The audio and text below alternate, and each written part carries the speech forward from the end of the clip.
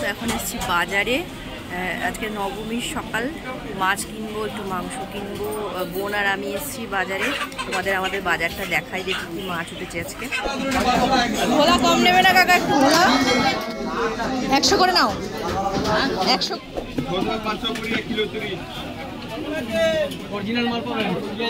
বাজার করার পর তারপর এলাম এই মিষ্টির দোকানে। এখান থেকে সকালের জল খাবারের জন্য খাবার কিনবো, পেটাই পরোটা। তাই পেটাই পরোটা অর্ডার দিয়ে এখন দাঁড়িয়ে আছি, আর এদিকটা দেখো পরোটা ভাজা হচ্ছে। তো গুড ইভিনিং জানাই। সকালবেলা বাজার করে আসার পর তোমাদের সঙ্গে কি বাজার করলাম বা কি রান্না করলাম কিছুই শেয়ার করতে পারিনি। আসলে হঠাৎ করে মায়ের খুব শরীর খারাপ হয়ে গেছিলো, মাকে নিয়ে একটুখানি আবার ডাক্তারখানায় যেতে হলো, বোন নিয়ে গিয়েছিল। তো ওই জন্য মাকে, এই বোনকে আর আমাকে সব কাজ করতে হলো। মাকে শুয়ে থাকতে বলেছিলাম, মা রেস্ট নিচ্ছিল। এখনও মানে হালকা হালকা জ্বর আছে, ওই ওয়েদার চেঞ্জের যে ঠান্ডা গরমটা লাগে সেটাই লেগেছে, আর অতিরিক্ত কাজের চাপ থাকে মায়ের ওপরে। তো যাই হোক, এখন মা আগে থেকে একটু ভালো আছে, তো ওই জন্য আর কিছু ভিডিও করতে পারিনি। এখন নবমী, পুজোর তো লাস্ট দিন আজকে, তো আজকে তো একটু বেরোতেই হবে, তাই জন্য মা বাড়িতে আছে। আর এখানে বোন আমরা সবাই বেরিয়েছি, একটুখানি রেস্টুরেন্টে যাবো, ওখান থেকে খাওয়া দাওয়া করবো, খাওয়া দাওয়া করে তারপর ফিরে যাবো। আজকে আর কোথাও ঠাকুর দেখতে যাওয়ার নেই। আর এই যে অন্ধকার দেখা যাচ্ছে না, পরে দেখাবো। এই যে রিমি আর আমি, আসলে এখন তো পুজোর সময়, অটো আর টোটো রাত্রেবেলা আসার সময়। ঠিক আছে।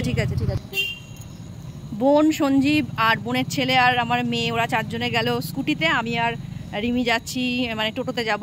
এত লোকের তো হবে না স্কুটিতে, ওরা গিয়ে আগে লাইন দিক। আসলে আমাদের ওই যে রেস্টুরেন্টে যাব সেখানে প্রচুর লাইন পড়ে, এখন তো পুজোর সময়, তার উপর আবার নবমী, তো প্রচুর লাইন পড়বে। ওরা গিয়ে আগে লাইন দিক, আর আমরা টোটোতে যাব, তাই তো? হ্যাঁ।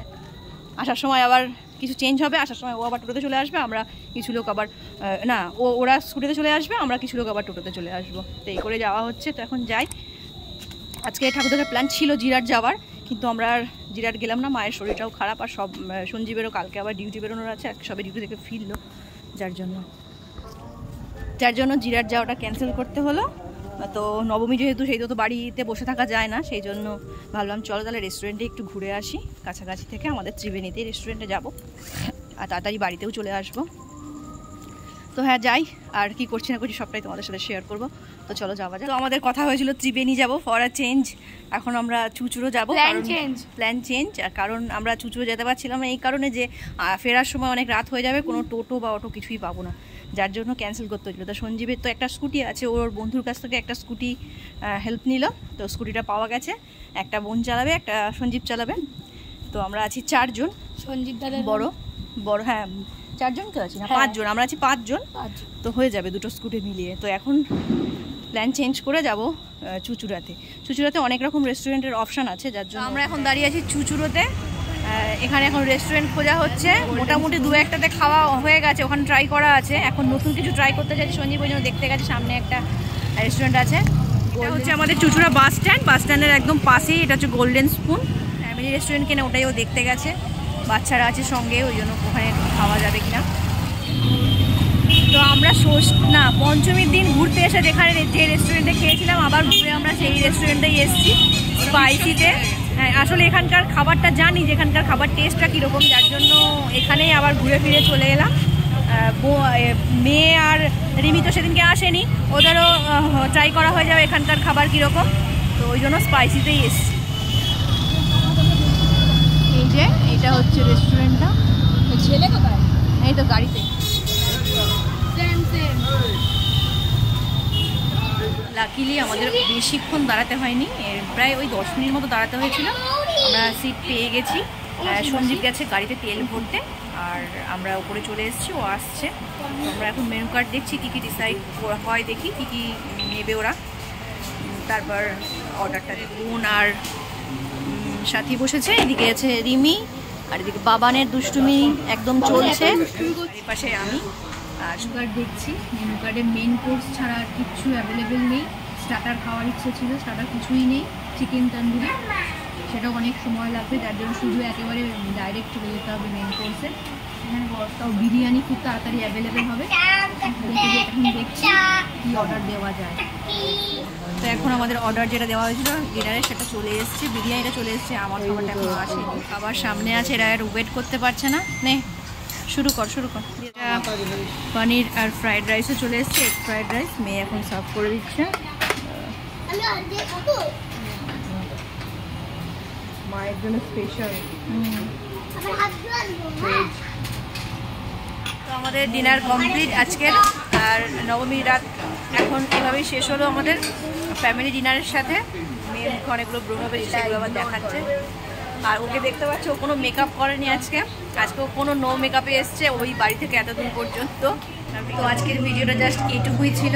এখন বাড়ি যাব, বাড়ি যেতে যেতে প্রায় 8 ঘন্টা লাগবে, আর একটু টায়ার্ডও লাগছে, গিয়ে ঘুমিয়ে পড়ে দেখি মায়ের আবার কি অবস্থা। এখন আমি রেস্টুরেন্ট থেকে বেরিয়ে ভিডিও শেষ করে দিয়েছিলাম, শেষ করার পর এখন আবার এসছে আমাদের সামনে যে মেলাটা বসে, কালকে এসেছিলাম সেই মেলাতে, আমাদের এলাকারই মেলা আর কি, এখানে মাঠে বসে। তো এখন এখানে এসে বিরিয়ানি খাওয়ার পরও আরেকজনের অবস্থা দেখো, মথুরা কেক দেখে বলে এখন মথুরা কেক খাবো। এই দেখো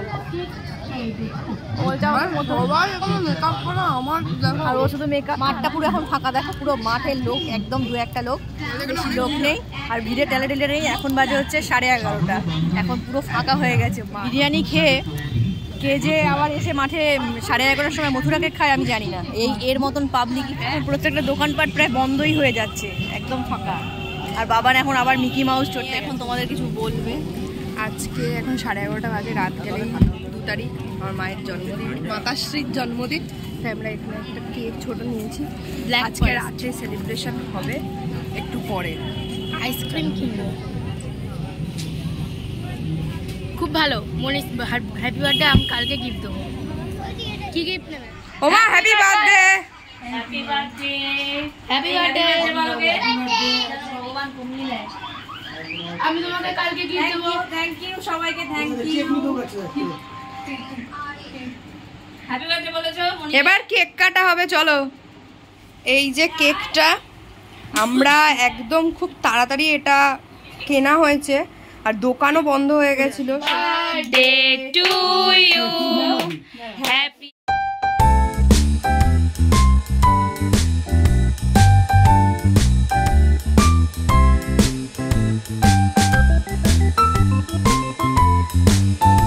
একটুখানি খাও, মনিকে একটু খাইয়ে দাও, তুমি মনিকে একটু খাইয়ে দাও।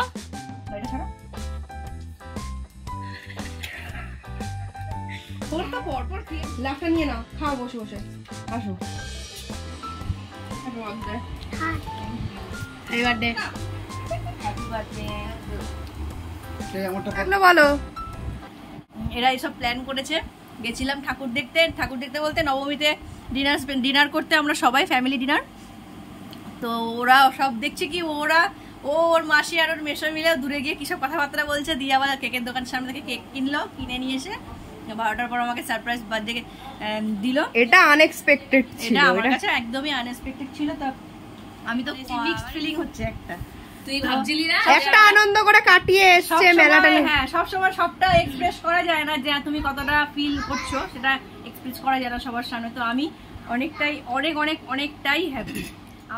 আমি চাই যে ও আরো ভালো থাকুক, ভালো আশীর্বাদ করি যে ভালো থাকুক, মেয়েকে নিয়ে যেরকমভাবে আছে আরো সবাইকে নিয়ে ভালো থাকুক, সবাই ওকে নিয়ে আনন্দ করছে, আরো বড় হোক, খুশিতে থাকুক। আমি এটাই চাই। আশীর্বাদ করো, এটাই আশীর্বাদ করো যেন অনেক ভালো থাকে, এইভাবেই যেন মা মেয়ে আমরা সবাই মিলে, যে আমাদের এই যে ফ্যামিলি বন্ডিংটা এতটা স্ট্রং, আমি কালকে মনিকাকে গিফট দেব, বড় পাওয়া, এটাই যেন সারা জীবন থাকে। মাকে একটা কিসি করে দাও সবাই মিলে। মনিকে বাবাই, মনিকে কিসি। তো এখন প্রায় 12:30 বাজতে যায়। ওই একটু আগে তো দেখালাম, ওরা ওই সব বার্থডে প্ল্যান করেছিল কেক কাটার পর। অনেক রাত হয়েছে, এখন শুয়ে পড়ি, ঘুমও পাচ্ছে। তারপর কাল সকাল থেকে আবার কি হচ্ছে না হচ্ছে সবটাই তোমাদের দেখাবো। তো গুড নাইট, টাটা।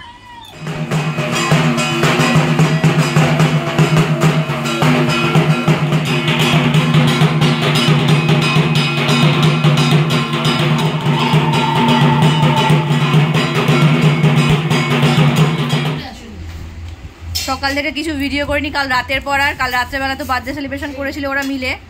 তো আর কাল রাত থেকে যা পরিমাণে বৃষ্টি হচ্ছে, বাপরে বাপ, এখন আবার বৃষ্টি নেমেছে। এখন বাজে ওই 2টো মতো, বোন গেছিলো ঠাকুর বরণ করতে, আজ তো বিজয়া দশমী, ঠাকুর বরণ করে এক্ষুনি এলো। তোমাদের সকলকে জানাই বিজয়া দশমীর অনেক অনেক প্রীতি ও শুভেচ্ছা আর ভালোবাসা। বড়দের আমার প্রণাম জানাই, ছোটদের আমার আশীর্বাদ ও ভালোবাসা জানাই। বড় হয়ে যায় না কেন, মায়েদের কাছে তো সন্তানরা সবসময় ছোটই থাকে। মায়ের শরীরটা খারাপ, কালকে থেকে বলেছিলাম তোমাদের, আজকে বাড়িতেই আছে, আজকে আর কাজে বেরোতে পারিনি। তো মার মন তো ওই জন্য সকাল থেকে বোন আবার বাজার করে নিয়ে এসছে। মা সকাল থেকে রান্না করেছে টুকিটাকি যেটুকু পেরেছে। আমি বারবার বললাম যে কিছু করতে হবে না, তবুও মেয়ে বোন মা এরা সবাই মিলে মানে করবেই। তো মেয়ে এখন সব গুছিয়ে তুলছে। হ্যাঁ রিমিও আছে, না না রিমিও আছে, আমি রিমির কথাটা বলতে ভুলে গেছি। রিমি আবার আমার ও মিষ্টিটা এনে দিয়েছে আমাকে, যে 5 রকম মিষ্টি সাজিয়ে দেয় সেটা আবার ও এনে দিয়েছে, মানে মাসিকে টাকা দিয়েছে, বোন এনে দিয়েছে। এই যে রিমি এখানে বসে সব তদারকি করছে, ওর দিদি এখানে খাবার বাড়ছে, আর মা ওই যে ওই পাশে খেতে বসেছে। মাকে বললাম তুমি সকাল থেকে না খেয়ে আছো, খেয়ে নাও, খেয়ে ওষুধ খাবে। আর মেয়ে এদিকে খাবার বাড়ছে, সব কিছু হয়ে গেছে।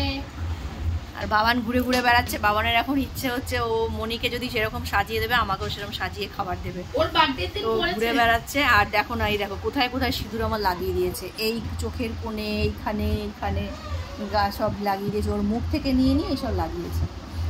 তো বাবা সবারই খিদে পেয়ে গেছে, সকাল থেকে সেরকম কিছু খাওয়া হয়নি। তো এই যে বোন, ও গেছিল ঠাকুর ইয়ে করতে আর কি, ঠাকুর বরণ করতে গেছিল। আমি শুধু ভুলে যাই কথা বলতে বলতে। এটা হচ্ছে ওর বরণ করার লুক, খুব সুন্দর লাগছে।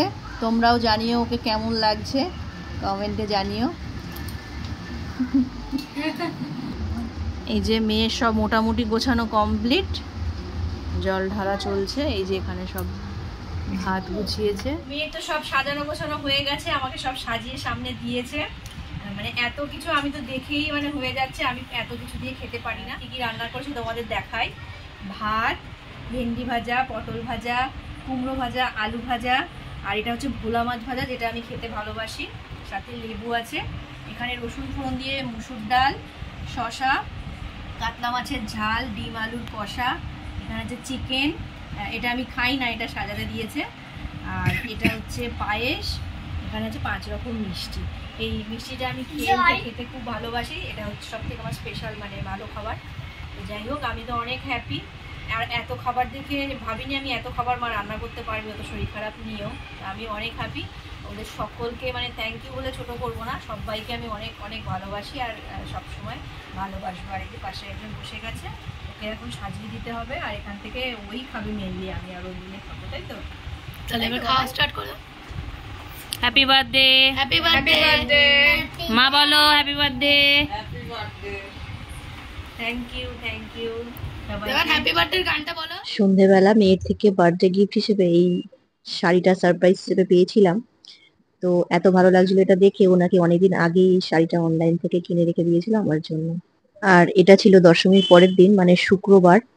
যেহেতু বৃহস্পতিবার ভাসান হয় না, তাই শুক্রবার আমাদের পাড়ার ঠাকুর বিসর্জন যাচ্ছিল আর কি। বাইরে বেরিয়ে মায়ের মুখটা শেষবারের মতন দর্শন করছিলাম। আর মনে মনে প্রার্থনা করছিলাম মায়ের কাছে যে মা যেন তার সন্তানদের এই একটা বছর ভালো রাখে আর সুস্থ রাখে। আর মাঝের এই একটা বছর যেন খুব তাড়াতাড়ি কেটে যায়, যাতে আবার মা ফিরে আসে আমাদের কাছে।